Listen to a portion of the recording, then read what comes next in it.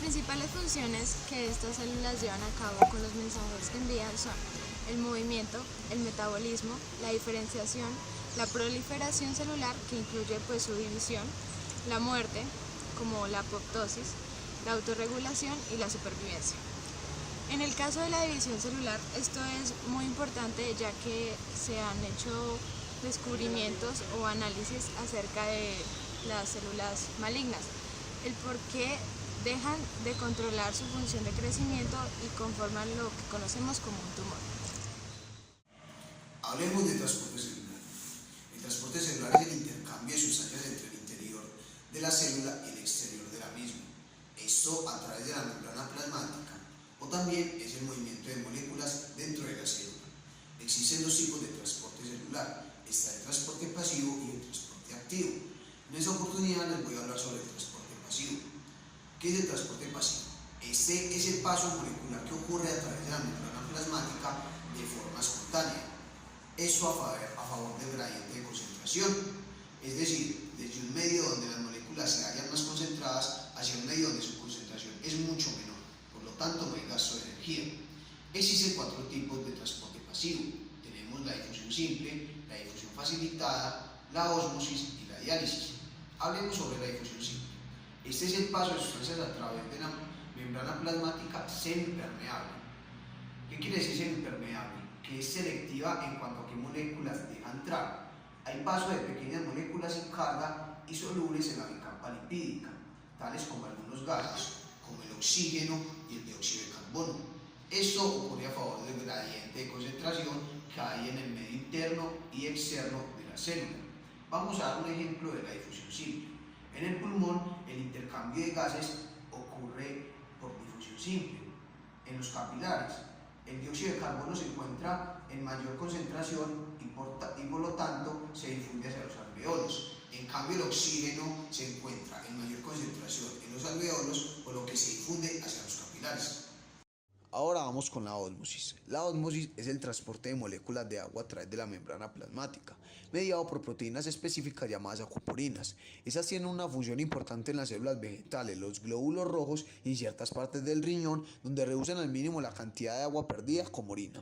Las moléculas se mueven del medio que tenga menor concentración al de mayor concentración, con el fin de establecer la homeostasis o el equilibrio en la célula. La ósmosis ocasiona efectos en la célula a causa de sus diferentes concentraciones de agua, tales como el medio isotónico, el medio hipotónico y el medio hipertónico. En el medio isotónico, la concentración de solutos es la misma en el interior y exterior de la célula, es decir, la cantidad de agua que fluye hacia adentro y fuera de la célula es la misma. En el medio hipotónico, la concentración de solutos es menor fuera de la célula, de modo que el movimiento del agua es mayor hacia el interior de la célula. En este medio, las células animales se turgen, es decir, se hinchan, por lo tanto experimentan un fenómeno conocido lisis. Este es el rompimiento de la membrana plasmática, dada la gran cantidad de agua que ingresa en ellas. En las células vegetales, en cambio, al estar provistas de una pared celular rígida, el agua que penetra genera una presión de turgencia. En el medio hipertónico, la concentración de solutos es mayor en el medio extracelular. Ocurre un mayor movimiento de agua hacia el medio externo, motivo por el cual la célula pierde agua y se deshidrata hasta llegar a la destrucción de la célula, fenómeno conocido como craneación. En las células vegetales, dado que la mayor parte del agua se ubica en las vacuolas, al encontrarse en este tipo de medio, esas organelas se retraen, fenómeno conocido como plasmólisis, donde se separa el protoplasto, que es el citoplasma y el núcleo, de la pared celular. Ahora vamos con la diálisis. Este es el pasaje de agua más soluto. Permite el paso de moléculas de pequeño tamaño, como sales minerales, iones y de agua, e impide el de las macromoléculas o partículas coloidales, que suelen ser sólidos. Ya por último, les voy a hablar sobre la difusión facilitada, que es el transporte celular donde es necesaria la presencia de un carrier o transportador, que sería una proteína integral, ya que las moléculas son demasiado grandes como para difundir a través de los canales de la membrana y son insolubles en lípidos. El desplazamiento de las moléculas a través de las proteínas puede ser uniporte, sinporte y antiporte. El desplazamiento uniporte es cuando una molécula se mueve a favor del gradiente a través de una proteína. Puede ser de dos tipos: canales proteicos, que son formados por proteínas que generan un canal en la membrana, y hipermeasas, que son proteínas que al unirse a la molécula a transportar cambian su forma guiándolas hacia el interior de la célula. En el desplazamiento sin porte, dos moléculas diferentes se mueven en el mismo sentido, sea al interior o exterior de la célula. En el desplazamiento antiporte, dos moléculas se mueven en sentido opuesto, una hacia afuera de la célula y otra hacia adentro. En ambos casos, una de las sustancias se mueve a favor de su gradiente y la otra en contra. El transporte activo es el mecanismo celular por medio del cual algunas moléculas atraviesan la membrana plasmática en contra de un gradiente de concentración con gasto de ATP. Son de interés dos categorías, el transporte activo primario y el transporte activo secundario. El transporte activo primario, en este caso la energía derivada del ATP, directamente empuja a la sustancia para que se cruce la membrana, modificando las proteínas de transporte. Y el transporte activo secundario se tiene cuando el movimiento del soluto en cuestión no se deriva de la energía del ATP, sino de una molécula impulsadora que actúa como la acompañante de la sustancia principal, movida durante el trabajo de la bomba activa. Esto implica que en el proceso de transporte siempre es de al menos dos sustancias. Transporte en masa. El transporte en masa consiste en la formación de pequeñas vesículas que se incorporan a la membrana plasmática o se separan de ella y permiten a las células animales transferir macromoléculas a través de la membrana. Estas moléculas son inducidas o expulsadas de la célula por dos mecanismos, el mecanismo de endocitosis y el mecanismo de exocitosis.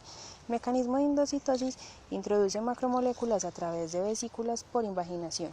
Este se divide en tres: pinocitosis, fagocitosis y endocitosis mediado por un receptor. La pinocitosis es la ingestión de líquidos y solutos mediante pequeñas vesículas. La fagocitosis es la ingestión de grandes partículas que se engloban en grandes vesículas. Y la endocitosis mediada por un receptor captura macromoléculas específicas del ambiente fijándose a través de proteínas ubicadas en la membrana. El otro mecanismo es la exocitosis, es la expulsación de sustancias y se divide en dos: la exocitosis regulada y la exocitosis constitutiva.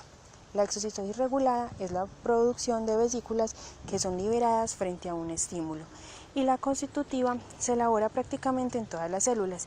Las vesículas se liberan sin necesidad de algún estímulo. En los organismos unicelulares, todas las funciones son llevadas a cabo por una sola célula. En los organismos multicelulares, los trabajos y las funciones son distribuidas entre las varias células que lo componen. Para que esto se lleve a cabo, hay un mecanismo, un proceso que es la señalización celular.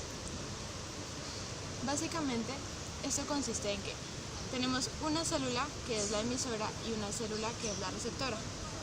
La célula emisora lo que hace es enviar un mensaje que normalmente a estas células se les llama como moléculas señalizadoras, denominadas como ligandos. ¿Por qué? Porque estas células lo que hacen es que ese mensaje específico que envían lo reciben solamente específicamente algunas células. No todas van a aceptar el mensaje y a cumplir con la función correspondiente. Podemos ver acá tenemos la membrana celular.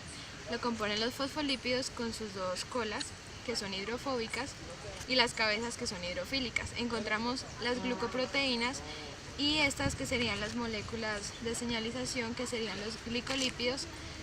Acá tendremos las moléculas de colesterol, las proteínas de transporte y cotransporte para el transporte pasivo y el activo, y otras proteínas importantes como las periféricas y las acuaporinas. Tipos de señalización celular. Estos dependen de la distancia a la que viaja la señal a través del organismo para alcanzar a su célula diana. Existen tres tipos. La señalización paracrina. Las moléculas mensajeras solo viajan a las distancias cortas respecto a la célula que envía el mensaje. Señalización autocrina. Esta manda señales a sí misma al liberar un ligando que se une a un receptor en su propia superficie, es decir, responde para ella misma, así como manda las señales. Y la señalización endocrina. Esta es de las más importantes. ya que usa el sistema circulatorio como red de distribución para los mensajes que se envían, ya que las células se encuentran a una gran distancia. Estas moléculas señalizadoras en su caso son hormonas. Podemos verlo como en la tiroides, el hipotálamo, las gónadas y el páncreas. Estos son reguladores del desarrollo y la fisiología. La señalización que acabamos de ver es la señalización intercelular. La señalización intracelular ocurre en varias reacciones metabólicas para que ésta se dé. Como primera instancia, la célula emite moléculas mensajeras enviando mensajes a otras células del cuerpo. Luego la célula acepta dicha molécula mediante un receptor que tiene la membrana. Este lo reconoce y se une. La interacción del receptor y la señal permite que la señal se releve a través de la membrana hasta el citoplasma. Depende del receptor que se active, asimismo va a ser el mensaje que surja.